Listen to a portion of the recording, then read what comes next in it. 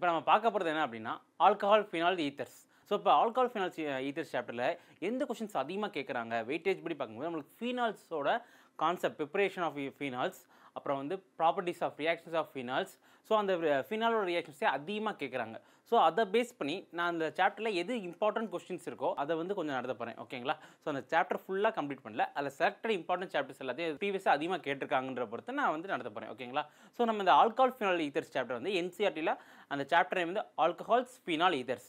அதே நம்ம எஸ்சிஆர்டி புக்கில் எப்படி வச்சுருக்காங்க அப்படின்னா hydroxy compounds and ethers, hydroxy சேர்மங்கள் மற்றும் ஈத்தர்கள். ஓகேங்களா? ஸோ அப்படி தான் வந்து நம்ம எஸ்சிஆர்டி புக்கில் வந்து நேம் வச்சுருக்காங்க. ஸோ இப்போ அதில் நம்ம என்ன பார்க்க போகிறோம் அப்படின்னா ஃபீனால்ஸ் பற்றி பார்க்க போகிறோம். ஸோ நம்மளுக்கு தெரியும் இதான் நம்மளோட ஃபீனால் காம்பவுண்ட். கரெக்டாக? ஸோ இதை நம்ம எப்படி எழுதுவோம் அப்படின்னா C6H5OH. கரெக்டாக? ஸோ இதான் நம்மளோட ஃபீனால் காம்பவுண்ட். இப்போ வந்து பார்த்தீங்கன்னா JEE NEET previous year questions எல்லாத்தையும் பார்த்தீங்கன்னா இந்த ஃபீனால் என்ன அதிகமாக கேட்குறாங்கன்னா அதோட ப்ரிப்பரேஷன் அதிகமாக கேட்குறாங்க.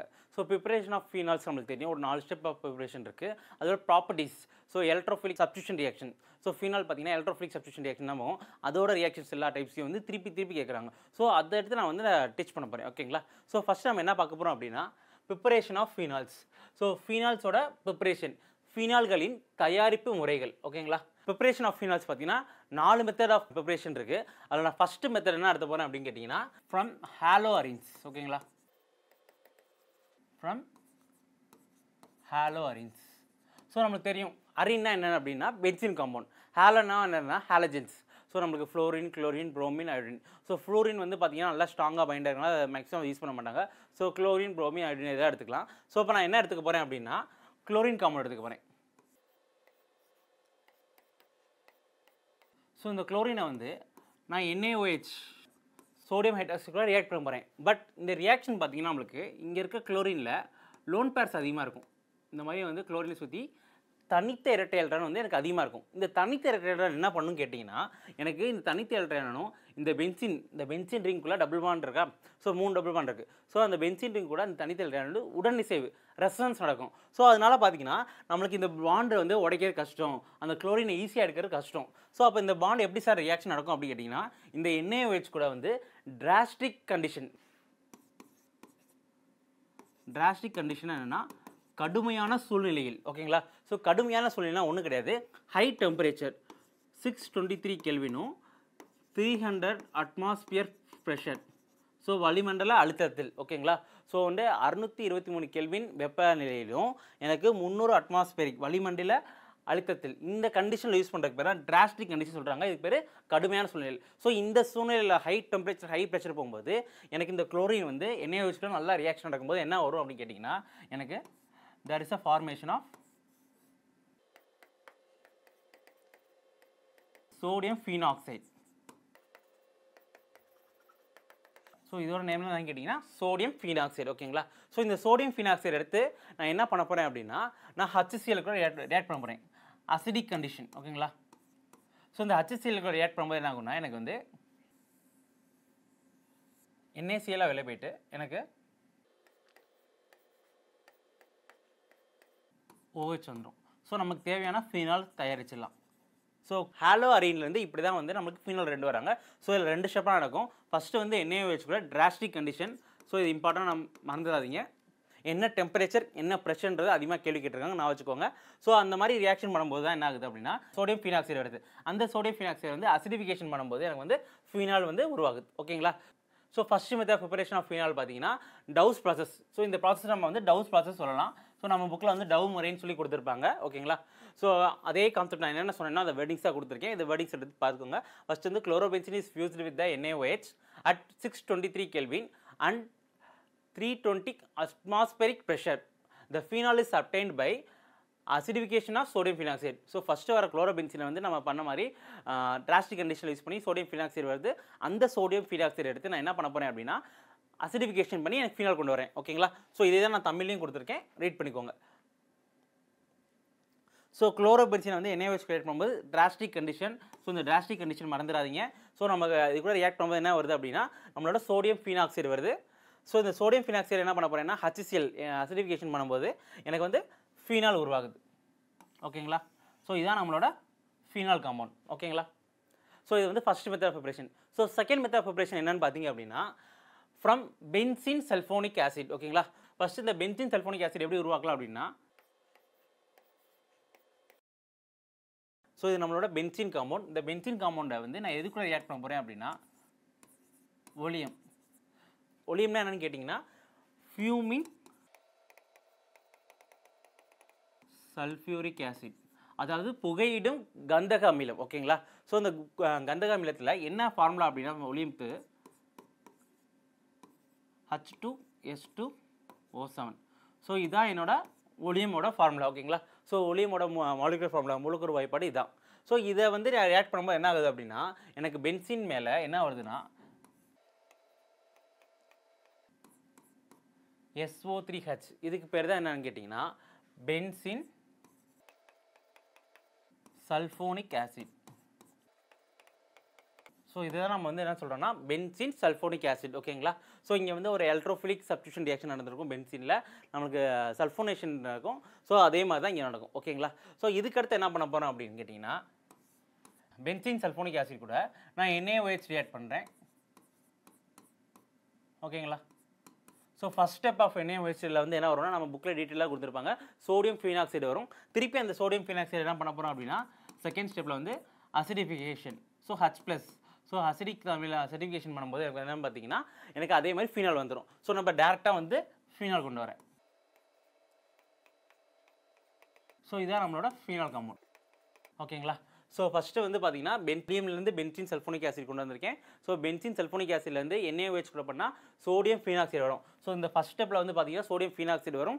அந்த சோடியம் ஃபீனாக்சைடு வந்து இங்கே H+ ரியாக்ட் பண்ணுறேன். அசிடிஃபிகேஷன் பண்ணும்போது என்ன வருது அப்படின்னா எனக்கு ஃபீனால் வருது. ஓகேங்களா, நான் எழுதியிருக்க மெத்தட் வந்து பார்த்தீங்கன்னா நம்ம NCERT புக்கில் டேரெக்டாக கொடுத்துருக்க மெத்தட் வச்சு நான் நடத்துகிறேன். ஓகேங்களா, இப்போ from benzene sulphonic acid, benzene is sulphonated with oleum and the benzene sulfonic acid so formed is converted to the sodium phenoxide on heating with molten sodium hydroxide and the acidification of sodium salt gives phenol. ஓகேங்களா, so benzene சல்ஃபோனேற்றம் அடைந்த benzene sulphonic அமிலத்துடன் உருகிய sodium ஹைட்ராக்சைடுடன் வெப்பப்படுத்தும் போது sodium ஃபீனாக்சைடாக மாறுகிறது. Sodium உப்பு அமிலமாக்கப்பட்டு ஃபீனாலை தருகிறது. ஓகேங்களா, இந்த ஸ்டெப்பை வந்து பார்த்தீங்கன்னா ஃபஸ்ட் எடுத்தோன்னா நம்மளுக்கு பென்சீன் தெரியும். பென்சீன் வந்து ஒலியம் கூட ரியாக்ட் பண்ண போகிறேன். அந்த ஒலியம் வந்து பார்த்தீங்கன்னா எனக்கு என்ன உருவாகும்னா பென்சீன் சல்ஃபோனிக் ஆசிட். ஸோ இதுதான் நம்மளோட பென்சீன் சல்ஃபோனிக் ஆசிட். இந்த பென்சீன் சல்ஃபோனிக் ஆசிடை வந்து ஸோ நம்ம இங்கே என்ன எழுதிக்கோன்னா H2S2O7.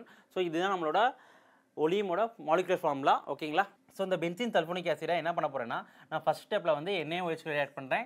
ஸோ அடுத்து வந்து பார்த்தீங்கன்னா H+ ரியாக்ட் பண்ணுறேன். ஸோ ஏற்கனவே சொல்லியிருந்தேன் ஃபஸ்ட் ஸ்டெப் NaOH கூட என்ன வரும் அப்படின்னா சோடியம் ஃபீனாக்சைடு வரும். ஸோ சோடியம் ஃபீனாக்சைடு திருப்பி அசிடிஃபிகேஷன் H+ ரியாக்ட் பண்ணும்போது எனக்கு டேரெக்டாக ஃபீனால் வந்துடும். ஸோ இது வந்து நம்ம second step of preparation of phenol. ஓகேங்களா, ஸோ இது வந்து ரெண்டாவது ஸ்டெப். ஸோ ஃபஸ்ட் ஸ்டெப் என்ன பார்த்தோம் அப்படின்னா ஃப்ரம் ஹாலோரின்ஸ், அது வந்து டவ் ப்ராசஸ் சொல்லுவாங்க. இது வந்து ஃப்ரம் பென்சீன் சல்ஃபோனிக் ஆசிட். ஓகேங்களா, அடுத்த மெத்தட் என்னென்னு பார்த்தீங்கன்னா ஃப்ரம் அனிலின். அனிலின்லேருந்து, ஸோ அனிலின் நம்மளுக்கு தெரியும். ஸோ அனிலின்னா என்னென்னு கேட்டிங்கன்னா ஸோ பென்சீன் மேலே NH2. ஓகேங்களா, ஸோ இதான் வந்து நம்மளோட வந்து அனிலின். ஓகேங்களா, இது வந்து நம்ம ஐயூபேக் படி பென்சனமின்ஸ் ஒரு பேர் சொல்லுவாங்க, பேக் நேம். காமன் நேம் வந்து அனிலின். ஸோ இந்த இது பார்த்தீங்கன்னா பிரைமரி அரோமேட்டிக் அமீன். இது வந்து பார்த்தீங்கன்னா பிரைமரி அரோமேட்டிக் அமீன். ஓகேங்களா, ஸோ வந்து ஓரினிய அரோமேட்டிக் அமீன் சொல்லுவோம். ஸோ இந்த ஓரினிய அரோமேட்டிக் அமீனை என்ன பண்ண போகிறேன் அப்படின்னா நான் வந்து நைட்ரஸ் ஆசிட் HNO2. ஓகேங்களா, ஸோ நைட்ரஸ் ஆசிட்ன்றது HNO2. ஸோ இந்த HNO2 கூட வந்து ரியாக்ட் பண்ண போகிறேன். ஓகேங்களா, ஸோ இப்போ இது கூட ரியாக்ட் பண்ணும்போது எனக்கு என்ன உருவாகும் அப்படின்னு கேட்டிங்கன்னா ஒரு ஸ்டேபிளான காம்பவுண்ட். ஸோ இதுதான் நம்மளோட benzene diazonium chloride. So benzene diazonium chloride இதை நம்ம ஷார்ட்டாக வந்து BDCன்னு சொல்லுவோம்ல அதுலேயும். ஸோ இதை பற்றி நம்ம டீட்டெயிலாக அமீன் ஷாப்பில் படிச்சிருப்போம். ஸோ அது அரோமேட்டிக் அமீன் பிரைமரி அமீன் பார்த்தீங்கன்னா நம்மளுக்கு ஒரு ஸ்டேபிளான பென்சீன் டையசோனியம் குளோரைட் வரும். இது வந்து எப்படி ஸ்டேபிள்னா இந்த காம்பவுண்ட் வந்து ரெசனன்ஸ் இன்வால்வ் ஆகும்னு சொல்லியிருக்கோம். ஸோ இந்த காம்பவுண்ட் கூட வந்து பார்த்தீங்கன்னா நான் வாட்டரை வந்து லைட்டாக வார்ம் பண்ணுறேன். ஓகேங்களா,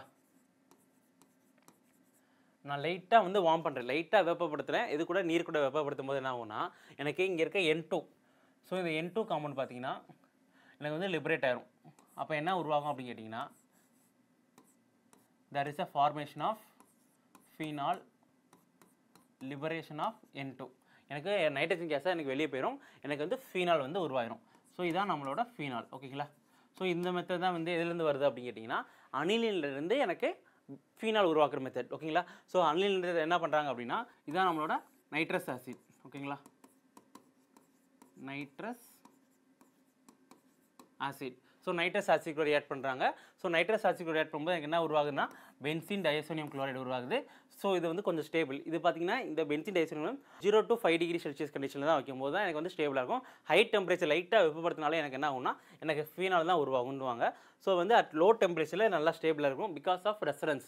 உடனே சேவ் நடக்கும்போது எனக்கு பார்த்தீங்கன்னா இது வந்து நல்லா ஸ்டேபிளாக இருக்கும். இது நம்ம amines chapter organic nitrogen compounds கரிம நைட்ரஜன் சேர்மங்கள் சாப்டரில் அதை பற்றி டீட்டெயிலாக படிச்சிருப்பீங்க.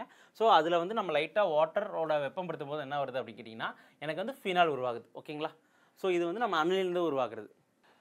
From aniline diazonium salt is formed by treating a aromatic primary amine. ஓகேங்களா? ஸோ நான் பிரைமரி அரோமேட்டிக் அமின் சொன்னேன், இங்கே அரோமேட்டிக் பிரைமரி அமின் கொடுத்துருக்காங்க with nitrous acid. So nitrous ஆசிடை எப்படி உருவாக்கலாம் அப்படின்னு கேட்டிங்கன்னா NaNO2 + HCl. ஸோ இங்கே பார்த்தீங்கன்னா இதுக்கு பேர் sodium nitrite, NaNO2 + HCl. So இதில் என்ன எனக்கு வெளியே போகும்னா எனக்கு NaCl வெளியே போயிடும். ஓகேங்களா? ஸோ எனக்கு NaCl வெளியே போனோன்னா எனக்கு மிச்சம் என்ன இருக்குன்னு பார்த்தீங்கன்னா ஹைட்ரஜன், அங்கே வந்து NO2. ஸோ இந்த HNO2 இப்படி தான் உருவாகும். ஸோ இதுக்கு பேர் தான் நம்ம வந்து என்ன சொல்கிறோம் அப்படின்னா நைட்ரஸ் ஆசிட். ஓகேங்களா?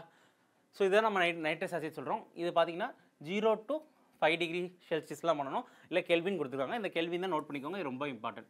Diazonium salts are hydrolyzed to phenols by warming with water or by treating with the dilute acids. So ரெண்டு மெத்தட்லையும் கொண்டு வரலாம். ஸோ இதனால நம்ம வந்து பார்த்திங்கன்னா லைட்டாக வந்து நீரோட வெப்பப்படுத்தும் போது நமக்கு உருவாயிரும்.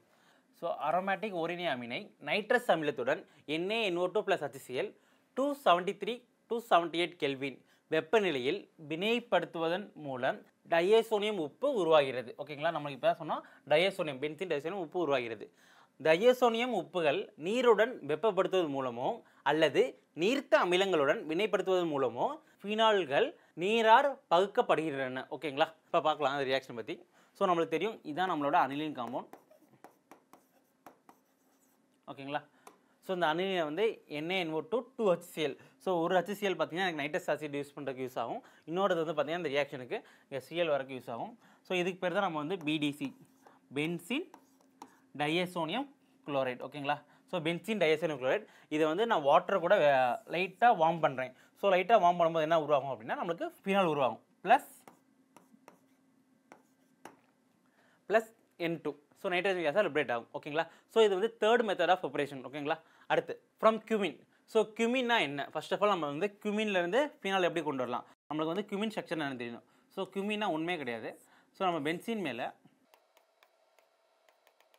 CH3. ஸோ இந்த டாப்பில் இருக்க குரூப் பார்த்தீங்கன்னா இதுக்கு பேர் நம்ம வந்து ஐசோப்ரோபைல் குரூப்னு சொல்லுவாங்க. ஓகேங்களா? ஸோ காமன் நேமில் அதுக்கு பேர் வந்து ஐசோப்ரோபைல். ஸோ ஐசோப்ரோபைல் இந்த குரூப்பை வந்து நம்ம பென்சின் சொல்லலாம். காம்பவுண்டை வந்து நம்ம ஐசோப்ரோபைல் பென்சின் சொல்லுவாங்க.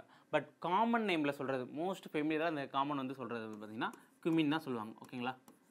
ஸோ உங்களுக்கு வந்து ஐசோப்ரோபைல் பென்சின் கூட சொல்லலாம், அது அட்லீஸ்ட் இல்லாட்டி குமின் கூட சொல்லுவாங்க. ஓகேங்களா? ஸோ இந்த குமின் காம்பவுண்ட் கூட என்ன ரியாக்ஷன் பண்ண போகிறேன் அப்படின்னா எனக்கு ஆக்சிடேஷன். ஸோ ஆக்சிஜன் கூட ரியாக்ட் பண்ண போகிறேன். ஸோ ஆக்சிஜன் கூட ரியாக்ட் பண்ணும்போது என்ன ஆகும் அப்படின்னா இங்கே இருக்க ஹைட்ரஜன் கூட, நல்லா கவனிங்க, இங்கே இருக்க ஹைட்ரஜன் கூட இந்த ஆக்சிஜன் சேர்ந்து எனக்கு ஹைட்ரஜன் பெராக்சைடா, இது வந்து தனி உறுப்பு மெக்கானிசம் படி நடக்கும். ஓகேங்களா? ஸோ ஃப்ரீ ரேடிக்கல் மெக்கானிசம் படி நடக்கும். ஓகேங்களா? ஸோ அப்போ நடக்கும்போது என்ன உருவாகும் அப்படின்னு கேட்டிங்கன்னா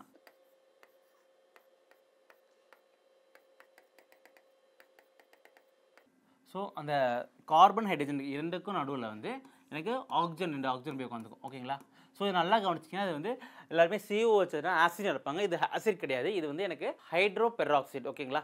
ஸோ நம்ம ஹைட்ரோ பெராக்சைடு H2O2 தெரியும், ஹைட்ரஜன் பெராக்சைடு. ஸோ இது மாதிரி வந்து எனக்கு வந்து பெராக்சைடு மாதிரி, இது வந்து ஆசிட் கிடையாது. ஓகேங்களா?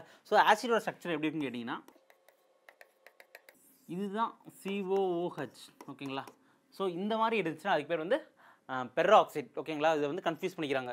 COOHன்னு இருக்கே, அப்போ அது வந்து அமிலம்னு நினைக்காதீங்க, இது அமிலம் கிடையாது, இது வந்து பெர்ராக்சைட். ஓகேங்களா, ஸோ இந்த பெர்ராக்சைடை வந்து நார்மலாக ஹீட் பண்ணும்போது என்ன ஆக போகுது அப்படின்னா எனக்கு இந்த சேர்மம் மட்டும்தான், அதுவே செல்ஃப் ஃப்ரீ அரேஞ்ச்மெண்ட் நடந்து எனக்கு என்ன உருவாகும் அப்படின்னு கேட்டிங்கன்னா ஃபீனால் மற்றும் அசிட்டோன். ஸோ எக்ஸ்ட்ரா என்ன இருக்குன்னு கேட்டிங்கன்னா அசிட்டோன் இருக்கும். ஸோ நம்மளுக்கு தேவையான ஃபீனால் உருவாகும்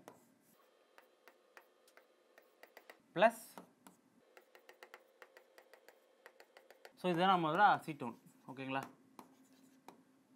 ஸோ இந்த இடத்துல என்ன உருவாகுது அப்படின்னு கேட்டிங்கன்னா எனக்கு ஃபீனால் ப்ளஸ் அசிட்டோன். இந்த ஸ்டெப் வந்து இருக்கலே ரொம்ப இம்பார்ட்டண்டான ஸ்டெப் இந்த மெத்தட். ஏன் அப்படின்னா இண்டஸ்ட்ரியில் அதிகமாக யூஸ் பண்ணுற மெத்தட் இதுதான். ஏன் சார் இந்த மெத்தட் அதிகமாக யூஸ் பண்ணுறாங்க அப்படின்னு கேட்டிங்கன்னா எனக்கு இந்த இடத்துல வந்து ஸோ நமக்கு தேவையான ஃபீனால் உருவாகுது, அது போக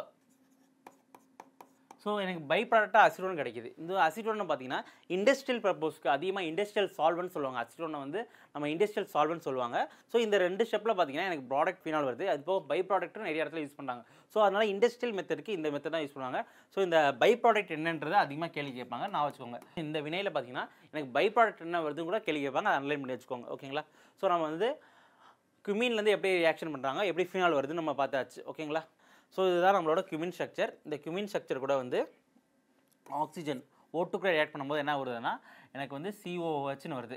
ஸோ இந்த COOH பார்த்தீங்கன்னா எனக்கு இந்த மாதிரி பென்சின் கூட வந்து H+ வாட்டர் கூட ரியாக்ட் பண்ணோன்னா எனக்கு என்ன வருதுன்னா எனக்கு ஃபீனால் உருவாகுது. ஸோ இந்த ஃபீனால் கூட எனக்கு பை ப்ராடக்ட் என்ன வருது பார்த்தீங்கன்னா அசிட்டோன். ஸோ இந்த பை ப்ராடக்ட்டும் ரொம்ப இம்பார்ட்டன்ட். ஓகேங்களா, so phenol plus acetone. So இந்த காம்பவுண்டுக்கு என்ன நேம் அப்படின்னு பார்த்தீங்கன்னா குமின் ஹைட்ரோ பெர்ராக்சைடு. ஓகேங்களா, ஸோ நம்மளுக்கு வந்து கொடுத்துருப்பாங்க குமின் ஹைட்ரோ பெர்ராக்சைடு.